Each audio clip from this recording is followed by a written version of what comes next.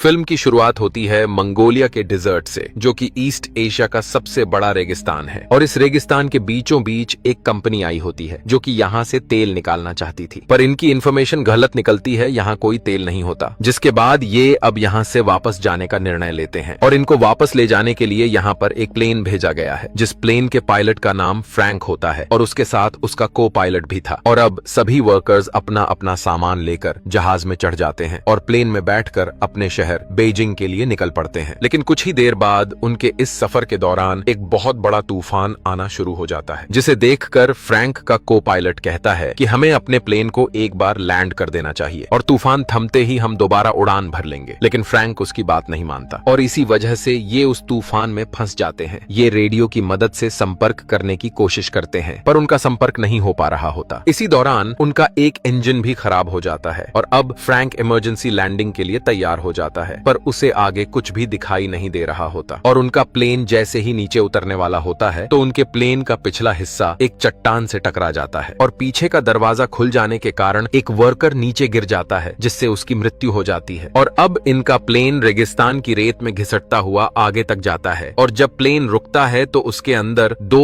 और वर्कर्स की मृत्यु हो चुकी होती है। लेकिन अब ये इस खतरनाक रेगिस्तान में फंस चुके हैं। जिसके बाद ये अपने खाने की सप्लाई को चेक करते हैं, जहां इन्हें पता चलता है कि इनके पास 1 महीने का खाना है। पर तभी इनमें से एक आदमी कहता है कि मैं चलकर इस रेगिस्तान से बाहर निकल सकता हूँ, क्योंकि मैंने बहुत सी जगहों पर हाइकिंग और ट्रैकिंग की हुई है। लेकिन बाकी लोग उसे समझाते हैं कि यह जुलाई का महीना है, जो रेगिस्तान में सबसे अधिक गर्म होता है और तुम इस गर्मी में जिंदा नहीं बच पाओगे। सभी उसे समझाते हैं कि तुम्हें रास्ता भी नहीं पता है, इसीलिए तुम इस रेगिस्तान में गोल गोल घूमते रहोगे। और यह बात उस आदमी को समझ आ जाती है। अब उसी रात जब ये सभी सो रहे होते हैं तो बाहर तूफान के कारण मौसम खराब हो जाता है और तभी इनमें से एक आदमी, जिसका नाम जॉन डेविस होता है, वह बाहर टॉयलेट करने के लिए निकलता है। लेकिन तभी उसका पैर एक पत्थर से टकरा जाता है, जिसकी वजह से वह रेत में लुढ़कता हुआ नीचे गिर जाता है और तूफान में अब उसे कुछ भी दिखाई नहीं देता, जिससे वह रास्ता भटक जाता है। और अब जब सुबह सभी वर्कर्स उठते हैं तो वे देखते हैं कि उनका एक साथी गायब है। वे उसे चारों तरफ ढूंढने की कोशिश करते हैं, पर उसका कुछ भी पता नहीं चलता। इसीलिए यहाँ जो लेडी होती है वह पायलट के पास जाती है और उससे पूछती है कि क्या हमें यहाँ से कोई बचाने भी आएगा या नहीं। जिस पर पायलट कहता है कि इसका कोई पता नहीं, जिससे लड़की थोड़ी उदास हो जाती है, क्योंकि हम अपने रास्ते से पूरी तरह भटक चुके हैं। इसीलिए अगर हमें यहाँ से कोई ढूंढने भी आएगा तो वह हमें नहीं ढूंढ पाएगा। और अब सभी की उम्मीदें भी टूटने लगती हैं कि कोई भी उन्हें यहाँ से लेने के लिए नहीं आएगा। इसीलिए इनमें से 2 लोग यहाँ से पैदल निकलने का निर्णय लेते हैं। पर जब वे अपने साथ पानी ले जाने लगते हैं तो पायलट उनसे कहता है कि यहाँ से पानी कोई भी नहीं ले जाएगा। जिसके बाद पानी को लेकर इनके बीच झगड़ा होना शुरू हो जाता है, जिस वजह से उनका पानी भी गिर जाता है। पर यहाँ पर एक आदमी होता है जिसका नाम एलियट होता है। वह इनसे कहता है कि मेरे पास एक आइडिया है जिससे हम सबकी जान बच सकती है। मैं कई दिनों से इस प्लेन को ऑब्जर्व कर रहा हूँ कि हम इसके पुर्जों को जोड़कर एक दूसरा प्लेन बना सकते हैं, क्योंकि एलियट पहले प्लेन बनाने वाली कंपनी के साथ काम करता था। और अब सभी के मन में एक उम्मीद जागने लगती है। वे उसकी मदद करने के लिए तैयार हो जाते हैं, लेकिन पायलट उसकी बातों से सहमत नहीं होता। वह कहता है कि ऐसा करना नामुमकिन है। और अगले दिन इनमें से एक आदमी वहां से निकल जाता है, पर वहां जो लेडी होती है वह उसे ढूंढने के लिए उसके पीछे जाने लगती है। लेकिन पायलट उसे रोकता है और खुद उस आदमी के पीछे निकल जाता है। वह उस चट्टान तक पहुंच जाता है जहां उनका प्लेन टकराया था और वहीं पर उसे उस आदमी की लाश भी मिलती है जो प्लेन से गिर गया था, पर उसके शरीर पर उसके कपड़े नहीं होते और वहां पर कुछ गोलियों के कवर भी पड़े होते हैं। और तभी उसे वह आदमी भी मिल जाता है जो यहाँ से जाने वाला था और वह कहता है कि मैं इस लाश से अपनी घड़ी लेने आया था जो इसने मुझसे ली थी, पर इसके पास वह घड़ी नहीं है, जिसका साफ मतलब है कि हमारे अलावा यहाँ कोई और भी है। अब ये दोनों उस जगह पर आ जाते हैं जहाँ इनके बाकी साथी होते हैं और अब पायलट भी उनके साथ प्लेन बनाने के लिए तैयार हो जाता है। इसके बाद ये लोग प्लेन बनाना शुरू कर देते हैं। ये दिन में काम नहीं करते क्योंकि यहाँ बहुत ज्यादा गर्मी होती है, बल्कि ये रात में काम करते हैं। लेकिन इनकी परेशानी तब बढ़ जाती है जब उनका वह तेल जिसे ये आग जलाने और प्लेन उड़ाने के लिए रखे हुए थे, उस पर वेल्डिंग करते समय चिंगारियां गिर जाती हैं और वहां एक जोरदार धमाका हो जाता है। हालांकि इस ब्लास्ट में किसी की जान नहीं जाती, लेकिन इनका सारा का सारा तेल बर्बाद हो जाता है। अब इनके पास उतना ही तेल बचा होता है जिससे ये बस एक बार उड़ान भर सकते हैं और यहाँ से निकल सकते हैं। अब ये लोग अब रात के बजाय दिन के वक्त काम करते हैं, लेकिन दिन में बहुत ज्यादा गर्मी होती है। फिर भी ये हिम्मत नहीं हारते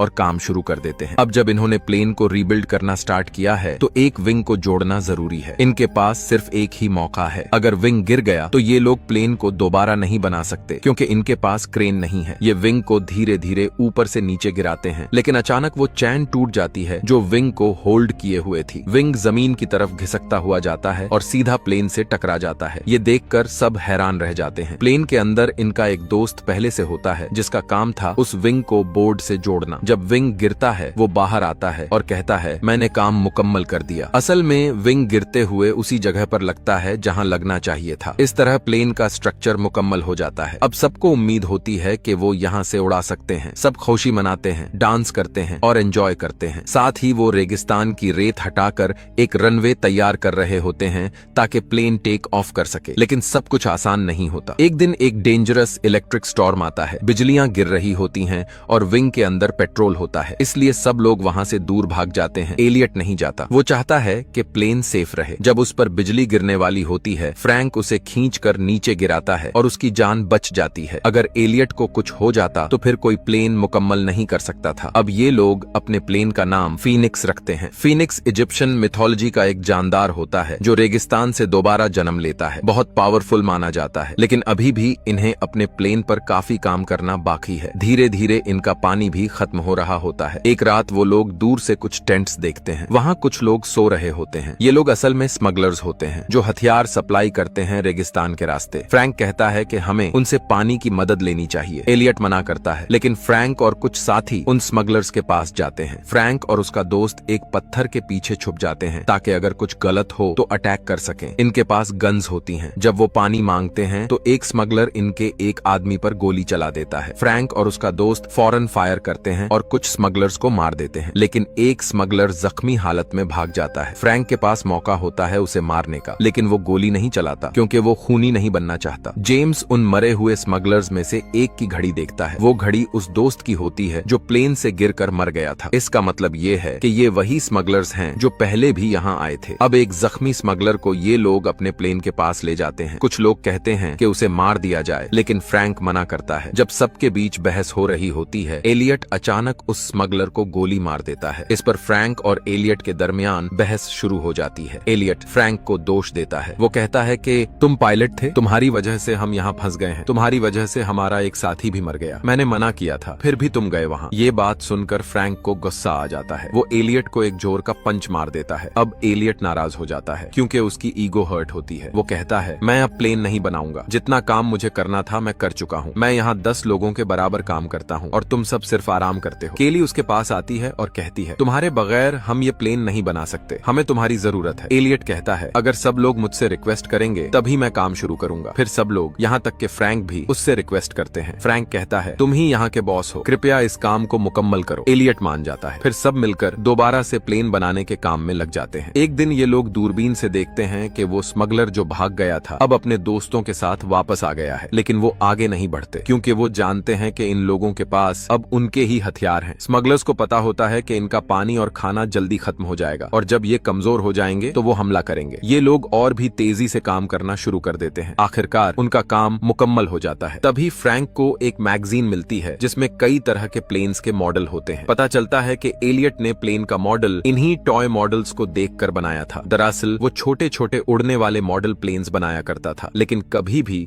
एक बड़ा रियल प्लेन नहीं बनाया। ये सुनकर सबको गुस्सा आ जाता है, खासकर अयान को। वो एलियट के सर पर गन रख देता है और कहता है तुम हमें बेवकूफ बना रहे थे, ये प्लेन कभी नहीं उड़ेगा, तुमने पहले कभी इतना बड़ा प्लेन बनाया ही नहीं। लेकिन एलियट कहता है मुझे यकीन है ये प्लेन उड़ेगा। हाँ, मैं छोटे रिमोट कंट्रोल्ड प्लेन्स बनाता था, लेकिन उनमें बैलेंस ज्यादा जरूरी होता है। फ्रैंक अयान को रोक लेता है। तभी तूफान आ जाता है। जब तेज हवाएं चलती हैं तो प्लेन अपने आप हल्का हल्का हवा में उठने लगता है। सब समझ जाते हैं कि ये प्लेन सच में उड़ सकता है। उनके दिलों में जो उम्मीद मर चुकी थी वो फिर से जिंदा हो जाती है। लेकिन ये रेगिस्तान का तूफान था जो प्लेन को पूरी तरह से रेत में ढांक देता है। तूफान के बाद सब उदासी में चले जाते हैं। फ्रैंक कहता है हमने इससे मेहनत से बनाया है और हम इससे यहाँ से उड़ाकर ले जाएंगे। सब लोग मिलकर प्लेन को रेत से निकालते हैं और खींचकर उस जगह ले जाते हैं जहाँ रेत नहीं होती। वो लोग प्लेन को स्टार्ट करते हैं। प्लेन स्टार्ट होता है लेकिन तुरंत बंद हो जाता है। बहुत बार ट्राई करते हैं और आखिरकार प्लेन चल पड़ता है। प्लेन का इंजन गरजता है। स्मगलर्स इसकी आवाज सुनकर घोड़ों पर हथियार लेकर